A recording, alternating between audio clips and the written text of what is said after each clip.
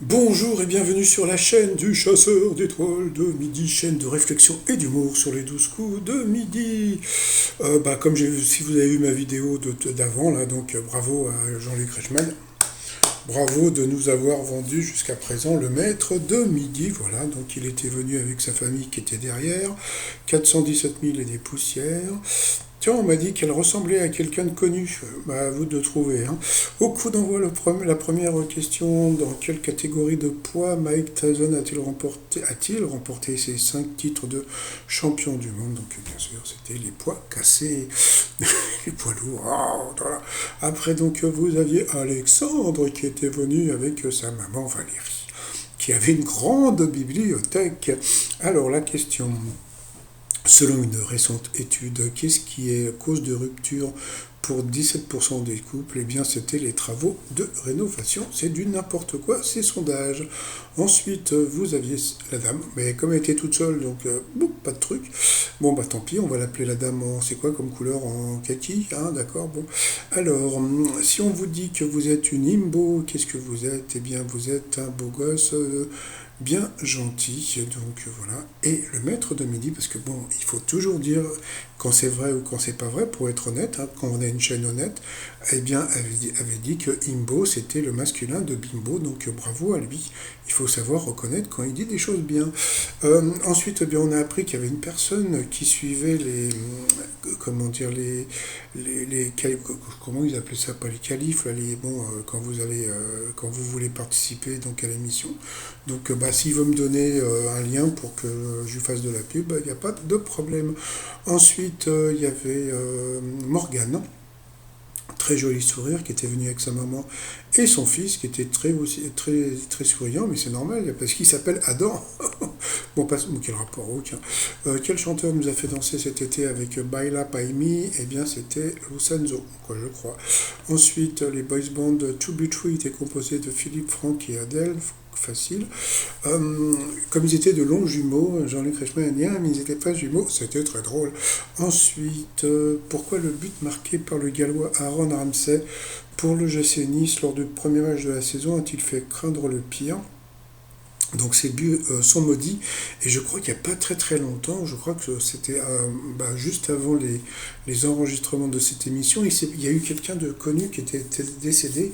Il faudrait que je retrouve le tableau, je vous le mettrai demain.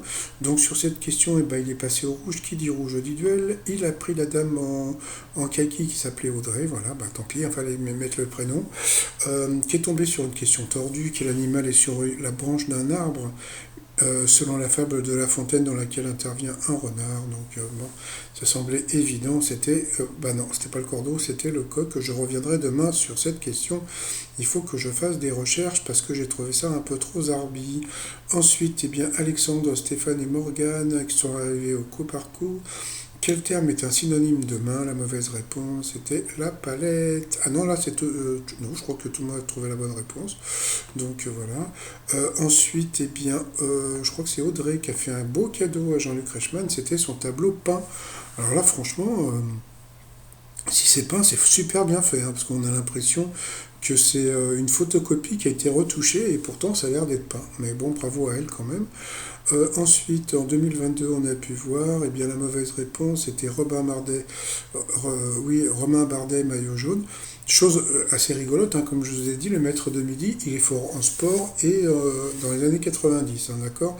Donc encore une question de sport. Ensuite, quelle célébrité s'appelle Andy? La mauvaise réponse était un personnage de Dunson qui s'appelait Andy, mais ça s'écrivait pas pareil. J'ai trouvé ça un peu bizarre, mais bon, c'est pas grave. Donc sur cette question, la jolie Morgane est passée au rouge.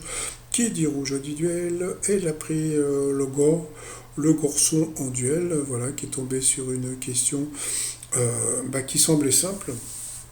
Dans quel film sorti en 93, Sharon Stone incarne-t-elle la romancière tueuse Catherine Tremble? Donc Catherine Tremble, moi j'en connais qu'une, eh bien c'était dans Basic Instinct. Eh bien non, elle avait joué aussi dans le film Last Action Hero. Voilà, je crois que j'avais travaillé sur ce film quand j'avais ma boîte de pub. Et je me rappelle plus du film, pourtant j'avais dû le voir, mais bon, passons. Donc voilà, donc il s'est fait avoir par cette question. Et chose assez incroyable, eh bien, comme on a pu voir, eh bien, Morgane a applaudi quand même le candidat si Stéphane pouvait faire la même chose. Allez, ensuite, par rapport au coup fatal, de quel écrivain et libertin français portant le titre de marquis provient le mot sadisme? Donc encore une question où la réponse est dans la question. Donc bien sûr c'était le marquis de sadisme. Bon ça va, on peut rigoler. Ensuite, quel mot anglais désigne une réunion publique organisée par un parti politique? C'était le meeting. Ensuite pour le maître de midi. Ah non, encore pour elle. Je ne sais pas pourquoi c'est là ça. Quel mot se cache derrière le premier P de l'acronyme APHP? Donc c'était public, elle n'a pas trouvé, mais c'est normal parce que APHP c'est à Paris et elle était bretonne. Quel est le nom du chien dans le manège enchanté? Bah, ça y connaît, hein, c'est sa jeunesse, hein, c'était Pollux. Ensuite, pour elle, dans quel océan se trouvent les îles Amirandes? Voilà, encore une question. Vous voyez, quand on veut garder le maître de midi, voilà le genre de questions que le candidat peut avoir.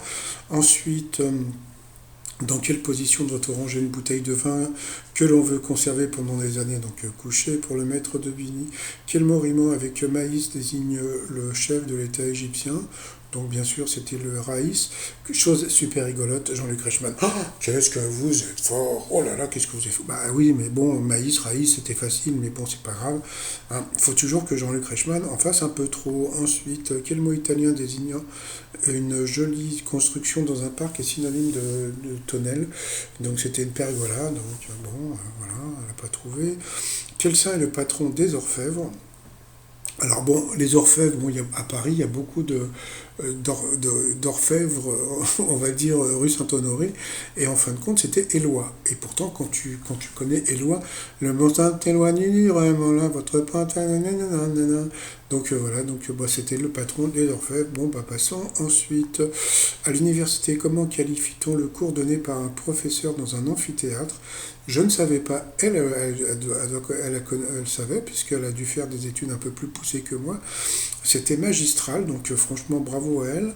Et puis ensuite pour lui, quelle femme peintre est citée dans l'été indien de Jodassin? Donc bien sûr Marie Laurencin. Donc bon, une question en plus facile et en plus des années 80.